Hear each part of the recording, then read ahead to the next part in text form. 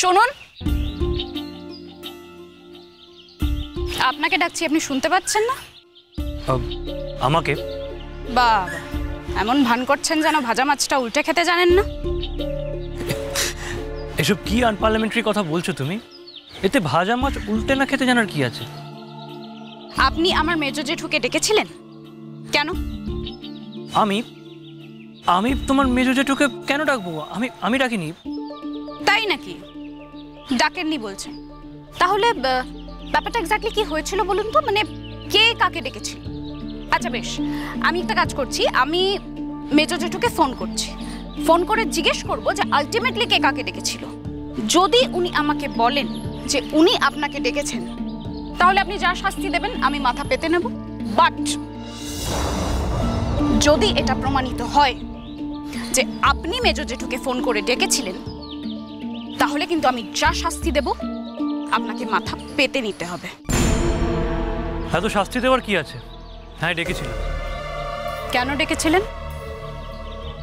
যদি ডেকেছিলাম উনি বলে থাকেন, তাহলে কেন ডেকেছিলাম সেটাও আশা করি বলেছেন। তাই নাকি? আপনার এত সাহস হয় কি করে? সাহসের কি আছে এর মধ্যে? শুধু সাহস নয়, দুঃসাহস। আপনি কি মনে করেন নিজেকে? এই গোটা পৃথিবীটা আপনার ইশারায় চলবে? আমি সেরকম কিছু বলেছি নাকি? হ্যাঁ বলেছেন তো। আপনি আমার মেজো জেঠুর কাছে আপনার সঙ্গে আমার বিয়ের প্রস্তাব দিয়েছেন। হ্যাঁ, তাতে যদি তোমার আপত্তি থাকে তুমি জানিয়ে দেবে। আমার এই বিয়েতে মত আছে, তাই আমি। আপনি ভাবলেন কি করে যে আপনার মতো একটা মানুষকে আমি আমার জীবন সঙ্গী হিসেবে চুজ করব? কেন? আমি কিসে এত মন্দ হলাম শুনি? আর যদি আমি এত মন্দই হই, তাহলে তুমি আমাকে যেতে দিলে না কেন?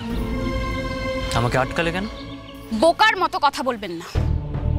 সেটা শুধুমাত্র কলেজের স্বার্থে, সেখানে আমার কোনো স্বার্থ লুকিয়ে ছিল না। ও, আমি তো ভেবেছিলাম বোধহয়। কি ভেবেছিলেন? না বলুন, কি ভেবেছিলেন? আপনি ভেবেছিলেন যে আমি আপনার প্রেমে এতটাই মুগ্ধ হয়ে গেছি, এতটাই পাগল হয়ে গেছি যে আমি আপনাকে জোর করে আটকে রাখছি, তাই তো? আর কেন জোর করছি? বিকজ আমি আপনাকে বিয়ে করতে চাই, রাইট? ভাবলেন কি করে এটা? খুব ভুল ভেবেছি কি? 100 বার ভুল ভেবেছেন, 1000 বার ভুল ভেবেছেন, এবং যেটা ভেবেছেন তার জন্য আপনার আমার কাছে ক্ষমা চাওয়া উচিত। আমি আপনাকে এমন কোনো ইঙ্গিত দিয়েছিলাম যার জন্য আপনি এত কিছু ভেবে বসেছেন?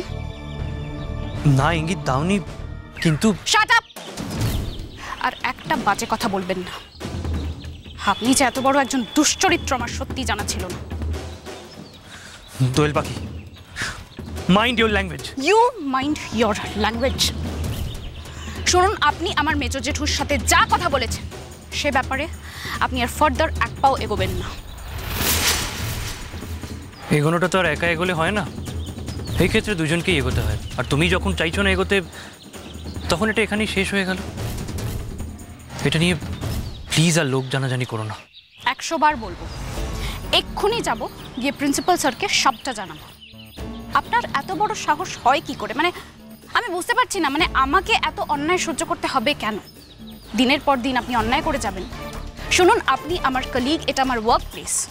আমারই কলিগ হয়ে আমায় কিছু না জানিয়ে, আমার সঙ্গে কোনো কিছু ডিসকাস না করে, আউট অফ নোওয়্যার আপনি আমার মেজর জেঠুকে ডেকে পাঠিয়েছেন। আর শুধু তাই নয়, বিয়ের প্রস্তাবও দিয়েছেন। আপনি ভাবলেন কি করে? আমি সত্যি বুঝতে পারছি না, এত কিছু হয়ে গেল আর আমি কিছুই জানি না। শুনুন, আপনি না একজন দুশ্চরিত্র। আপনি দুশ্চরিত্র না তো আর কে দুশ্চরিত্র? চলো, ছেড়ে দাও, ছেড়ে দাও। আমি বুঝে গেছি এই সংসারে আমার দাম কতটা, আমি বুঝে গেছি। না না, আমার আমার আমার মুখের উপর সাজি বলে দিল। হ্যাঁ, আমি বুঝে গেছি আমার এই সংসারের কি অবস্থা, আমি বুঝে গেছি। ছেড়ে দাও, এই সংসারে থাকার বাসনাই আর আমার নেই। তুমি বা এত এড়ে পেরে ধরছো কেন? হ্যাঁ, ও এখন বিয়ে করতে চাইছে না, ওর একটা ঘা আছে। তুমি এত জোরজারি করছো কেন? তুমি বুঝতে যাচ্ছ না ব্যাপারটা? সেটাই তো বুঝতে পারছি। বল। উফ, তুমিও তেমনি। সবসময় তো ভালো ছেলে পাওয়া যায় না। আর সাজির কি এমন বয়স, ওকে তো বিয়ে করতে হবে। আমরা তো আর চিরজীবন থাকবো না। মেজ ঠাকুরপো তো ঠিকই বলছে। আর ছেলেটা ভালো, ও নিজে থেকে বলছে সাজিকে বিয়ে করবে। তখন সাজিরই বা ওই ছেলেটাকে না বিয়ে করার কি আছে? ছেলেটার দোষ কোথায়? ওরকম ভালো ছেলে তো সবসময় পাওয়া যায় না। যখন সাজির মত হবে তখন ওরকম ভালো ছেলে যদি না পাওয়া যায় তখন তখন কি হবে? আর সাজি বা ওই ছেলেটাকে বিয়ে করবে না কেন? কথাটা তো খুব সন্দেহজনক। এই কথাটা তো আমাদের জানা দরকার। কি জানি, ঠিক বুঝতে পারছি না ওর উপর এত রাগই বা হলো কেন। ছেলেটা বাড়িতে এলো, তারপর একসঙ্গে প্রোগ্রাম করলো, নাচ গান এসব তো হলো ভালোই, তারপরেও কি এত সমস্যা আমি তো বুঝতে পারছি না। বাবা, আমার ধারণা কি বলতো, তোমার না এই বিষয়টা খুব পার্সোনাল, তো এই বিষয়ে জোর করা উচিত নয়। আর ওরা তো একে অপরকে চেনে, একসাথে থাকে, ও নিশ্চয়ই জানে ওর ভালো মন্দটা। তুমি আর কথা বলতে এসো না তো। ও তো চেনা ছিল, আগের বিয়ের ছেলেটা চেনা ছিল, তাকে নাকি চিনতো, বিয়ের পর আসলে চিনলো। যাকে ছেড়ে দাও না, মানে যদি কেউ বিয়ে করতে না চায় তা কি করা যাবে বলো? জোর তো করা যায় না। তার জন্য তুমি না খেয়ে থাকবে কেন? চলো খাবে, এসো। না না না, আমার এই সংসারের প্রতি ঘেন্না ধরে গেছে। না, আমার মধ্যে আর এই সংসারের প্রতি মায়া দয়া কিচ্ছু নেই। আমি ওই ছেলেটাকে ফোন করে বলে দেবো এইসব বিয়ে টিয়ে হচ্ছে না, ব্যাস। না না, এখনই বলার কি আছে? ও তো তোমাকে কিছু বলেনি। হ্যাঁ, এই বিবাহটা তোমারই বা এত এখনই জানাতে হবে তার কি মানে আছে? তাছাড়া এমন তো নয় যে ও কোণে হয়ে বসে আছে, কিংবা এমনও তো নয় যে ওর বিয়ে ঠিক হয়ে আছে। বিয়ে ব্যাপারটা এখনই জানাতে হবে, আমি বুঝতে পারছি। তুমি বা এত বাড়াবাড়ি করছো কেন? বাড়াবাড়ি? আমি বাড়াবাড়ি করছি? তোমার মুখের উপর বলেনি তো, তাই তুমি বুঝতে পারছো না কিরকম লাগছে। আমার মুখের উপর বলেছে, সুতরাং আমি জানি আমার কিরকম লাগছে। আমি বাড়াবাড়ি করছি। আচ্ছা ঠিক আছে, থাক থাক মিস্টার বাবু, চুপ করো। এই আবার কি কথা মেচকা? আরে আমাদের সবারই খারাপ লেগেছে, সবারই। আমি তো আর কোনোদিন সাজির সাথে ভালো মতো কথাই বলবো না। ও যা বিহেভটা করলো না, মানে বাবা তুমি তো জানো আমি তো সবসময় তোমার দলেই ছিলাম। হ্যাঁ, চিরকাল তোমার দলেই ছিলাম, আর তোমার দলে আছি, আর চিরকাল তোমার দলেই থাকবো। তুমি তো আমার একমাত্র ভরসা, মা, এই বাড়িতে। হ্যাঁ হ্যাঁ, এই বয়সে না এই অপমান আর সহ্য হয় না। ঠিক। দোয়েল পাখি, তুমি আমাকে আর যাই বলো না কেন, দুশ্চরিত্র বলো না, আমার জীবনে কিন্তু এরকম কোনো ঘটনা নেই। 100 বার আছে, অসংখ্য বার আছে। আসলে কি জানেন তো, আপনার মতো লোকেরা না মেয়ে দেখলেই তারা মনে করে যে মেয়েরা তাদের শয্যা সঙ্গিনী হতে পারে। এত নীচ মানসিকতার লোক না আমি সত্যি কখনো কোথাও দেখিনি। আপনি কি করে এটা ভাবলেন আমি সেটাই বুঝতে পারছি না। আপনাদের মতো লোকের না এই প্রফেশনেই থাকা উচিত না। তুমি কি বলছো, তুমি বুঝতে পারছো? হ্যাঁ, বুঝতে পারছি, কারণ এই ক্ষেত্রে ভিকটিমটা তো আমি, তাই বুঝতে পারছি। আপনি ভাবলেন কি করে আমি আপনাকে বিয়ে করতে পারি? প্রস্তাবটা দিলেন কি করে? আমার মনে হয়েছিল তুমি আমায় বিয়ে করতে পারো কারণ তুমি আমার প্রতি দুর্বল।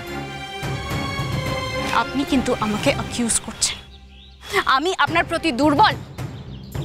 কি এমন প্রমাণ দিয়েছি আমি আপনাকে যে আপনি ভেবে বসলেন যে আমি আপনার প্রতি দুর্বল? এটা তো প্রমাণের ব্যাপার নয়, যার বোঝার সে বোঝে। যেমন তোমারও বোঝা উচিত ছিল যে আমিও তোমার প্রতি দুর্বল হয়েছি। খবরদার, একদম বাজে কথা বলবেন না। যদি আমি ইনিশিয়ালি সত্যি বুঝতে পারতাম না যে আপনি আমার প্রতি দুর্বল হয়েছেন, তাহলে অনেক আগেই আপনাকে বুঝিয়ে দিতাম। ওই আপনার ভাষায় ওই কি বলে, ওই কাট টু সাইজ করা, অনেক আগেই আপনাকে আমি কাট টু সাইজ করে দিতাম। আচ্ছা, এতে অপমানের কি আছে যেটাই আমি তো বুঝতে পারছি না। আমি বুঝতে পারছি না। একজন মানুষের নিজস্ব চয়েস থাকতে পারে না? চয়েস? কিসের চয়েস? আমাদের কথার উপর আবার চয়েস আবার কি? আমি যখন দেখে বলেছি ভালো ছেলে, তখন আলবাত ভালো ছেলে। তুমি সব জানো, সবাইকে দেখে চিনে যাও তুমি কে ভালো কে মন্দ। তুমি জীবনে কতবার ঠকেছো নিজের জীবনে, সেটা ভুলে গেছো? নিজের জীবনে কতবার ঘা খেয়েছে সব ভুলে গেছে। আচ্ছা বাবা, কি করে ভুলে যাও এত সহজে সবকিছু? তুমি আমাকে জ্ঞান দিও না, বুঝলে? জ্ঞান দিও না। আমি কাউকে বিশ্বাস করেছি, সে আমাকে ঠকিয়েছে, সেটা জীবনের উদাহরণ হয়ে থাকবে। আর এতগুলো মানুষ যে আমাকে উপকার করলো, আমাকে ভালোবাসলো, তার সেটা কোনো মানে নেই, কোনো লেখাজোখা থাকবে না তার। একদম। হ্যাঁ, উপকার তো তুমি পেয়েছো। ওই ছেলেটির কাছ থেকে সাংঘাতিক তুমি উপকার পেয়েছো, আর সেটাই আমরা সবাই বলা বলি করছি। এইটা কি আমাকে খোঁচা দিয়ে বললো? হ্যাঁ একদম দিল। আমাকে করলো না? হ্যাঁ দিল। তুমি কি মিন করলে? না, আমি আর কি মিন করবো। ছেলেটির কাছ থেকে তুমি যথেষ্ট উপকার পেয়েছো, তুমি তাকে কাছ থেকে দেখেছো, তাকে বিশ্বাস করেছো। আর এমনি এমনি তো কেউ কাউকে বিশ্বাস করে না। বিশ্বাসে কিছু একটা থাকে, তবেই তো সে বিশ্বাস করে। কি